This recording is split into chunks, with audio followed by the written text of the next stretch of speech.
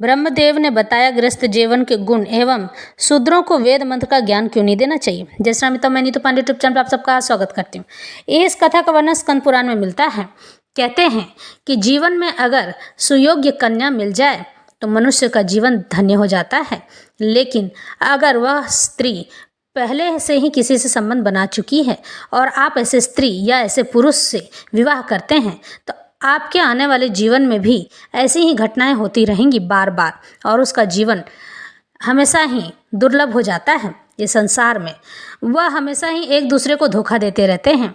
ऐसे स्त्री या ऐसे पुरुष से विवाह करना अनुचित माना जाता है, लेकिन आज का समय बड़ा ही खराब चल रहा है। इस समय में लोग कुछ अच्छा बुरा सोचते नहीं हैं, बस उनकी अपनी इच्छाएं होती हैं और उसे पूरा करने में लग जाते हैं। इसी तरह से ब्रह्मदेव ने यह भी कहा है कि शूद्रों को वेद मंत्र का ज्ञान क्यों नहीं देना चाहिए।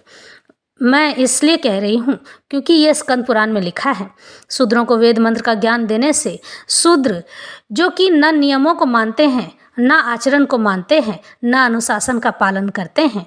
कारण ये है कि वो जब कोई व्यक्ति अगर मान लो कि रिक्शा चला रहा है और वह छोटे जात का है तो वह हाथ मुंह धोएगा और भोजन पर बैठ जाएगा, जबकि एक ब्राह्मण जब कहीं से आता है तो हाथ मुंह ही नहीं धोएगा बल्कि वस्त्र भी बदलेगा और तभी जाकर भोजन पर बैठेगा। और यही दोनों में अंतर होता है। यही नहीं, शौच जाने के बाद भी 8 बार कुल्ला करना पड़ता है, नहाना भी पड़ता है, चाहे कितनी भी ठंड ही क्यों ना हो। लघु शंका जाने के बाद भी हाथ पांव धोकर 4 बार कुल्ला करना पड़ता है। इन ऐसे छोटे छोटे बहुत सारे नियम हैं। वेदों को पढ़ते समय भी बहुत ध्यान देना पड़ता है। हाथ मुंह धोकर ही वेदों को छुआ जाता है, जबकि शूद्र इन नियमों का पालन नहीं करते हैं। शूद्र क्या, क्षत्रिय और वैश्य भी इन नियमों का पालन नहीं करते हैं। जो लोग इन नियमों का पालन कर सकते हैं वो वेद पढ़ तो सकते हैं, लेकिन ब्राह्मण नहीं बन सकते हैं, क्योंकि ब्राह्मण बनने से पहले ब्राह्मणत्व को पाना होता है। अब ब्राह्मणत्व को पाया नियमों से जाता है। नियम अनुशासन आपके साथ रहेंगे तो आप ब्राह्मणत्व को पा सकते हैं। ऋषि विश्वामित्र जो कि एक क्षत्रिय राजा थे, वो एक ब्राह्मण नहीं थे। वो कभी भी पूजा पाठ नहीं कराते थे, तपस्या भले करते थे, दान अवश्य ले सकते थे, लेकिन ब्राह्मण का पद कभी नहीं लिया उन्होंने। उन्हें ब्राह्मण का दर्जा कभी नहीं मिला था। ऋषि विश्वामित्र ऋषि कहलाए, मुनि कहलाए, लेकिन ब्राह्मण नहीं कहलाए, क्योंकि उन्होंने ब्राह्मणत्व पाया था। अनुशासन और नियम में रहकर ईश्वर की आराधना की थी, तपस्या की थी और ब्राह्मणत्व को पाकर ईश्वर को अपने आप में विलीन कर लिया था। एक ब्राह्मण वेद पाठी होने के साथ साथ ईश्वर को प्राप्त करने का मार्ग भी बताता है। यही नहीं, एक ब्राह्मण ईश्वर को प्राप्त करने का मार्ग ही नहीं बताता, ईश्वर प्राप्त खुद भी कर सकता है, ईश्वर को प्राप्त कर लेता है और वह ईश्वर से अपनी प्रीति भी कर लेता है। लोगों को ईश्वर से मिलने का मार्ग भी बताता है। ब्राह्मण का कर्म और कर्तव्य बड़ा ही कठिन होता है। लोग सोचते हैं कि बड़ा ही सरल है और कोई भी आकर व्यासपीठ पर बैठ जाता है। ये गलत है। आप अगर छोटे जात के हैं, छोटे जात का मतलब है कि आप ब्राह्मण से नीचे जात के हैं, तो आप उस व्यासपीठ के अधिकारी नहीं हैं। व्यासपीठ का अधिकार भगवान स्वयं देकर भेजते हैं और ईश्वर से बड़ा कोई नहीं होता है। तो इसलिए आप लड़ना झगड़ना और हम सब इस तरह से बात करना छोड़ देते हैं। वाकई जात पात नहीं होती है सचमुच में, लेकिन अगर आप कर्म और नियम अच्छे से करेंगे तो अगले जन्म में जाकर आप ब्राह्मण बन सकते हैं।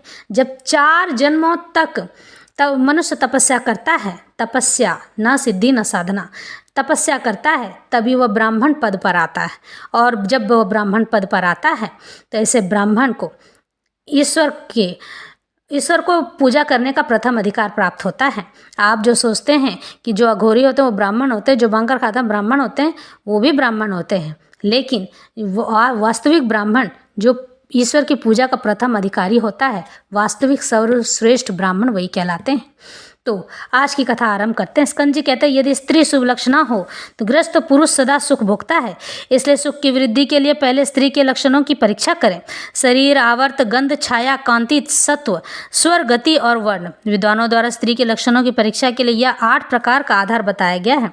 यानी कि स्त्री जो है बहुत ही शुभ लक्षणा होनी चाहिए, उनके बातचीत में शालीनता होनी चाहिए, नर्मियत नर्म होना चाहिए, वह सब कामों में निपुण होनी चाहिए और अपने से बड़ों का सम्मान करने वाली होनी चाहिए। यही गुण पुरुष में भी पाया जाता है, यह गुण उसमें भी होना चाहिए। उत्तम लक्षणों से युक्त होने पर भी जिसने अपना शील सतीत्व दूषित कर लिया हो, यानी कि विवाह से पहले संबंध बना लिया हो, पुरुषों के साथ। वह कुलक्षणा स्त्रियों की शिरोमणि में है तथा जो ब्रह्म शुभ लक्षणों से युक्त न होने पर भी सती साध्वी है, उसे समस्त शुभ लक्षणों का आधार माना गया है। भगवान विश्वनाथ की कृपा से ही गृहस्थ के घर में शुभ लक्षणा सदाचारिणी पति के अधीन रहने वाली पतिव्रता स्त्री प्राप्त होती है। जिन्होंने पूर्व जन्म में उत्तम तीर्थों में अपने शरीर को छीन किया अथवा छोड़ा है, वे ही इस जगत में शुभ लक्षणा स्त्री होती है। जिन स्त्रियों ने जगत माता पार्वती जी का पूजन किया है, वे ही सदाचारिणी होती हैं। जिनका पति उनके गुणों से रीझ कर उनके अनुकूल बना रहता है तथा जो उत्तम शील स्वभाव वाली है, ऐसी मृगनयनी स्त्रियों के लिए यही स्वर्ग और अपवर्ग मोक्ष सुलभ है। वह उनके उत्तम लक्षणों का ही फल है। स्त्रियां अपने अच्छे लक्षणों और विशुद्ध अच्छे आचरणों से अल्पायु पति को भी दीर्घायु और आनंद का भागी बना देती हैं। इसे सुलक्षणा स्त्री से विवाह करना चाहिए। गृहस्थ आश्रम में रहने वाले पुरुष के द्वारा प्रतिदिन 5 प्रकार की हिंसाएं होती हैं। ओखली, चक्की, चूल्हा, जल का घड़ा और झाड़ू, ये 5 हिंसा के स्थान है। ऐसी हिंसाओं का निराकरण करने के लिए पंचजन्य यज्ञ बताए गए हैं जो गृहस्थ कल्याण की वृद्धि करते हैं। यानी कि इन चीज़ों को लांघने से ओखली, चक्की, चूल्हा, जल का घड़ा और झाड़ू अगर कोई लांघ देता है तो उसके घर में कलह, बर्बादी और दरिद्रता का वास होने लगता है। जो गृहस्थ कल्याण की वृद्धि करने वाले होते हैं उनके नाम इस प्रकार है: ब्रह्म यज्ञ, पितृयज्ञ, देव यज्ञ, भूत यज्ञ और मनुष्य यज्ञ। इन 5 यज्ञों को जो अपने घर में करवा लेता है, उनकी आने वाली पीढ़ी, अपनी पीढ़ी ही नहीं, आने वाली पीढ़ी भी झगड़े झंझट से, कलह से दूर रहती है, दरिद्रता से दूर रहती है। यही नहीं, पति पत्नी में कभी अनबन नहीं होता। उनके शिशु जो हैं संस्कारी होते हैं। वेद और शास्त्रों का पठन पाठन का नाम ब्रह्म यज्ञ है। तर्पण को देने वाला यज्ञ पितृयज्ञ कहते हैं। होम देवज्ञ, बलि वैश्व देव, भूत यज्ञ और अतिथि सत्कार मनुष्य यज्ञ है। जिसके घर से आदर न पाकर अतिथि निराश लौट जाता है। मनुष्य यज्ञ का मतलब है कि जब आप सत्यनारायण भगवान की कथा करते हैं तो हवन करते हैं ना, इसे भी यज्ञ ही कहा जाता है। वह जन्म भर के संचित पुण्य से तत्काल हाथ धो बैठता है। अतः आए हुए अतिथि की प्रसन्नता के लिए सात्वना पूर्वक मधुर वचन, सोने के लिए स्थान, आसन और जल आदि वस्तुएं तो सदा देनी ही चाहिए। संध्या के समय में, सूर्यास्त के समय आए हुए अतिथि का यत्नपूर्वक सत्कार करना चाहिए, क्योंकि ऐसे समय में ईश्वर लक्ष्मी नारायण स्वयं विराजते हैं। भगवान शिव अपने गणों के साथ विराजते हैं। भगवती आदि शक्ति जगत जननी अपने शेर पर सवार होकर आपके घर की परिक्रमा करने आती हैं। सत्कार न पाकर यदि वह अन्य कहीं चला जाता है तो अधिक पाप प्रदान करता है। जो अतिथि को भोजन कराने से बचे हुए अन्न को स्वयं ग्रहण करता है, वह इस लोक में दीर्घायु और धनवान होता है। अतिथि को हटाकर स्वयं भोजन करने वाला गृहस्थ पाप का भागी कहलाता है। वैश्वदेव कर्म के अंत में सूर्यास्त के समय जो आता है वही अतिथि है। जो पहले का आया हो अथवा कहीं का देखा हुआ परिचित हो, वह अतिथि नहीं कहलाता है। छोटे बालक, वृद्ध, स्ववासिनी, पिता के घर में रहने वाली स्त्री, गर्भवती और अन्य रोगी स्त्री पुरुषों को अतिथि से पहले भी भोजन कराया जा सकता है। इसमें विचार नहीं करना चाहिए। देवता, पितर और मनुष्यों को देकर खाने वाला गृहस्थ अमृत भोजन करता है। जो केवल अपना पेट पालने वाला है और अपने ही लिए रसोई बनाता है, वह मनुष्य पाप में भोजन करता है। शूद्र को कभी वैदिक मंत्र का श्रवण नहीं कराना चाहिए। कभी भी शूद्र को वैदिक मंत्र नहीं सुनाना चाहिए। उसे वेद मंत्र का श्रवण सुनाने पर ब्राह्मण ब्राह्मणत्व से और शूद्र अपने धर्म से गिर जाता है। शूद्रों का भी धर्म होता है कि वह मेहनत करे और सभी लोगों की, मनुष्य जनों की सेवा करे। ब्राह्मणों की बाहर से सेवा करे। ब्राह्मण आदि वर्णों की सेवा ही शूद्रों का परम धर्म माना गया है। सदा मंगलमय वचन ही बोले, सबके मंगल का ही चिंतन करे, कल्याण में महापुरुषों का ही संग करे, अमंगलकारी दुष्टों का साथ कभी न करे।